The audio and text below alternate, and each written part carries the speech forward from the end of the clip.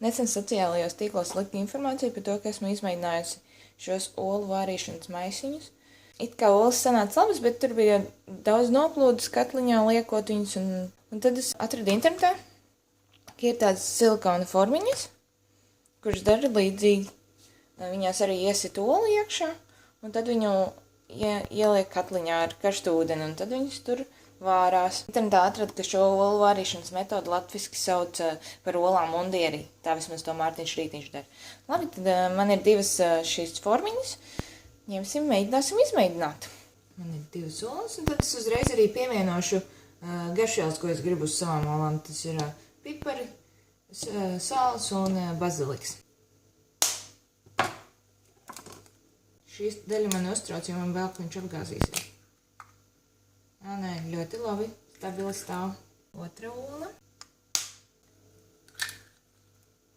Šeit viss ir ļoti forši un var vairāk sagatavot uzreiz. Parastajiem maisiņiem bija tā, ka viņi ieklāj krūzītē, ātri iesit olu, pikselē katliņā. Un tajā brīdī, kad tu liec viņu katliņā, tur pa apakšu citreiz tecēja ārā tā ola, un tad tur bija pilns katliņš ar tiem olas baltuma tā kā atlikumiem. Bija grūti tīrīt katliņu. Mums šeit ir iesis solis iekšā, piemetīšu piparus, uzbīdīšu jau savu katliņu.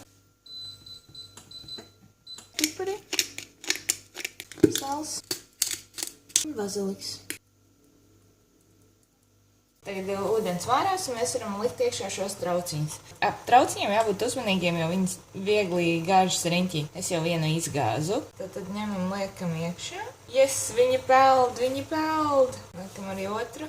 Jej! Šādi viņi man te peld. Diezgan augsts maliņas ir, tā kā ūdens iekšā netiek. Šī ir tā, kuras izlaiž, tāpēc viņai ir bišķi mazāk tas baltums. Tagad liekam virsū vāku.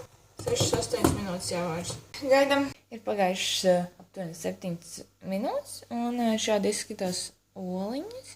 Esmu jau noņēmusi katliņu no uguns. Ņemsim ārā. Ja minēts, ka viņām smakas nav, bet tomēr atverot vācu, viņa bija kaut kāda neliela plasmas smarža.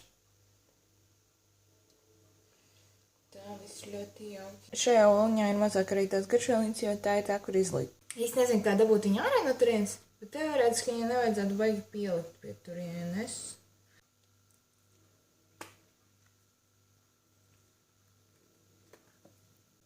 Wow! Iznāca! Tā ir mazākā ola. Re, kā viņa skaisti uzreiz no maliņas atlīpa. Jā. Super perfekta ola. Tad mums ir gatavas oliņas. Dzeltenums nav baigi mīksties. Tas nozīmē, ka es pārvārīju.